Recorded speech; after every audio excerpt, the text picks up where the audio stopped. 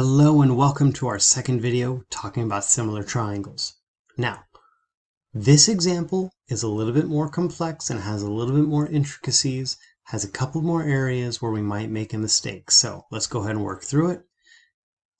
The areas where we'll make mistakes though come from previous knowledge from our previous units. Because ladies and gentlemen, guess what? There are parallel lines, and anytime we have parallel lines with a transversal, because that is what this line that crosses both parallel lines is called, we have our parallel line angle relationships. So, ladies and gentlemen, we have one shared angle B, we have a smaller triangle here on top, and then a larger triangle that consists of the whole thing. And so, when you talk about corresponding angles, A matches up with D because they're literally corresponding angles, both for our parallel lines and for our triangles. And that, ladies and gentlemen, is why corresponding angles have their name, because they correspond. C matches up with E because they're also corresponding angles, and then B is the same angle in both, so it has to be the same. So, ladies and gentlemen, let's go ahead and put on some numbers and solve for our missing sides. So let's go ahead and say that the distance from A to D here, even though it's not drawn to scale, is 8, while from D to B is 4. Ladies and gentlemen, the diagram does not have to be drawn to scale if it's labeled. Next, D to E, we're going to go ahead and label that as X, our missing side, and A to C is 9. Ladies and gentlemen, do not make the following mistake. Do not put 8 over 4 equal to 9 over X. The mistake here is not how we set it up. 8 and 4 are corresponding. 9 and X are corresponding. The mistake is not that the X is on bottom. The mistake is using the 8 itself. And the reason why, ladies and gentlemen, is because the length DB does not correspond with the length AD. So if you make this mistake by using the 8, it is not because of the fact that you're not paying attention to the sides itself, but it's because you're not counting the whole side. Our triangle is the length from A to B, so you're not using the 8. You're using the 12, the whole length of the side of the triangle. So you can use the fraction that I wrote here now, because 12 is the corresponding side to 4, the whole length. 9 is the corresponding side to X, and the larger triangle is on top. I would prefer you to use the fraction where the X is on top, so I would flip this and say 4 over 12 is equal to X over 9, but you don't have to. It's not going to be the end of the world. In either case, we're going to go ahead and solve for X, and in the bottom one, we're going to multiply by 9 on both sides. The 9's cancel out on the side with the X, leaving X equal to 3. So, ladies and gentlemen, that is the biggest piece that you might get caught up on, is solving for 12 rather than 8. Now, ladies and gentlemen, the good news is that you could solve for other information and other pieces and other sides. And so let's go ahead and say that this other side over here was 5 and y. You can solve for y using the patterns that you see in this triangle.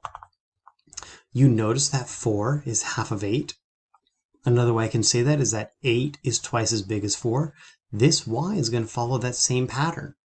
This line, DE, splits our triangle proportionally because it's similar. They call that the side splitter theorem, but that's not going to be a big deal for what we're talking about right now. Really, the thing I want you to take away is similar triangles have proportional everythings. And so the 8 is twice as big as 4. The y is going to be a size of 10. Now, you can also solve this using what you know, right? And that is that the y is actually just a part of this larger side. So you could solve your ratios using the larger side to then get to y. So ladies and gentlemen, I'll go ahead and model that right now. Let me go ahead and just give myself a little bit more room here. So I'll take this and I'll scoot it over a little bit more so I can actually solve for the information we're looking for. So ladies and gentlemen, what I'm really just going to do is I'm just going to emphasize that this right here, I'm going to give it a new letter. Let's say I've used X and I've used Y. What letter haven't I used yet? You know what? I'm going to use W. W is a great letter. So I'm going to call this side W. So I'm just going to make comparisons with the W and the 5, just like I can with the 12 and the 4. And then I'm going to solve to get Y by itself. And so 4 over 12 is equal to 5 over W. And like I said, I'd prefer to have the W on top. So really, let's go ahead and put the W over 5 equal to the 12 over 4. And then we're going to solve by multiplying by 5 on both sides. The 5's on side of W cancel out. And so our W is going to be equal to 12 divided by 4 times 5. Well, that's just going to be 15. Which is great. But that's not our final answer because Y is only a part of that. And so if we take away our 5, then our Y has to be the other 10. And so, ladies and gentlemen, that's how you can solve for Y, where you only have part of the length rather than the whole length. You can just count the whole length, solve using your proportions, and then subtract. So, ladies and gentlemen, I have one more example for you, and this one's going to be on a coordinate grid. All right, ladies and gentlemen, so let's solve for missing sides when we're looking at a coordinate plane. So the good news is we will have multiple options in order to solve this with, genuinely. And let's do it. So we know that PQ is 6.71 units long. We know that SR is 8 units long. Because of the fact that these shapes are labeled the way they are, we have an image and a pre-image. We have some context.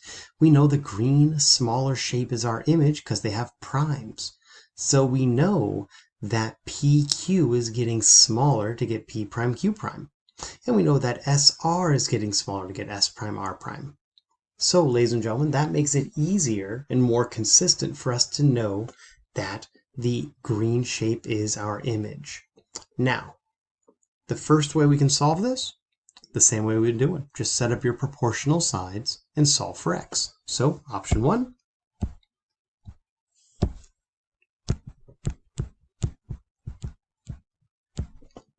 Set up your proportional sides. And so that really means that we're working with the image. So our 4 over the 8 equal to x over 6.71. Awesome. Option 2.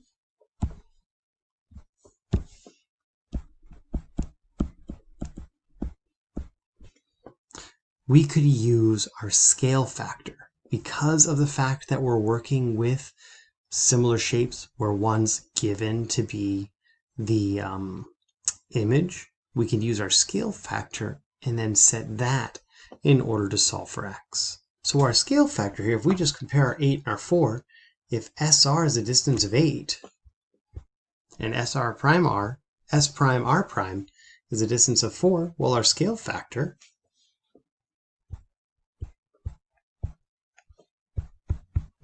our ratio is the 4 over 8, which is 1/2.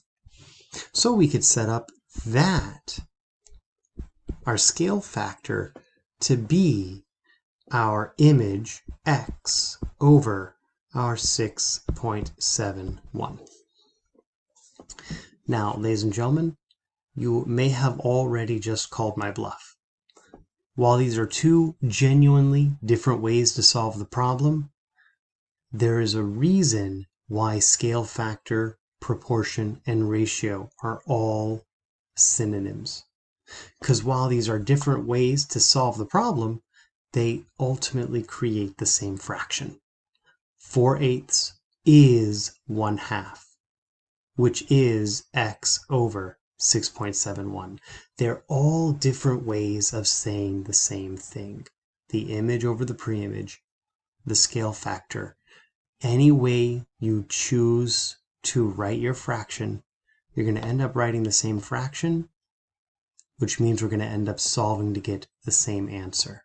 So let's go ahead and take the bottom one here, just because it has smaller numbers, to solve for x. So we're going to take our 6.71 and we're going to multiply that on both sides. So our division is undone with multiplication. So multiply both sides by 6.71, and the side with the x is going to cancel out. So we're going to take x and multiply that by 6.71. So I'll admit that that is not an answer I can do at the top of my head. So let's go ahead and do 6.71 divided by 2, 3.355, but I'm going to round up to 3.36. And so our value of x is equal to 3.36, which is the distance of p prime q prime. So, ladies and gentlemen, I have one last question for you to model, and it's looking at triangles that are in different orientations, because you may not have noticed, but every single example we've worked on has had triangles in the same orientation. Even the different overlapping triangles here are in the same orientation. D matches up with A, E with C, so B, D, E does match up to B, A, C. So let's flip a triangle over. Let's rotate a triangle. Let's look at a triangle in a different orientation. So that way we have to practice our mind to be able to track the different sides that we're using. And so let's go ahead and take triangle dog and know that it is similar to triangle bark. And so dog is going to be right here, DOG. And we know the triangle dog has a length of 7, has a length of 9, and an angle of 64. So let's go ahead and take a look at triangle. No thank you, sticky keys. KBR. And so we know that this side over here is 22.5. We know this side over here is x. Ladies and gentlemen, let's start by identifying which angles correspond to help us identify which sides correspond. And so I'm going to go ahead and make this one purple and make this one red, because our color coding, I don't know about you, will always make it easier to identify which sides we need to actually look at. So our point O, let's start there to identify where our 64 is at. O is in the middle, so it matches up with R. So angle R is here on the bottom, so we know angle R is congruent to angle O because similar triangles have congruent angles. So R and O are congruent, so R is also 64 degrees. Just solve for an angle.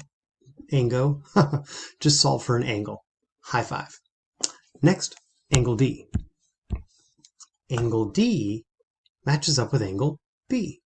So even though D is over here on the left, B is on the right. So we know then that the 7 between O and D match up with the X between R and B. And we could tell that as well up here. DO matches up to BR.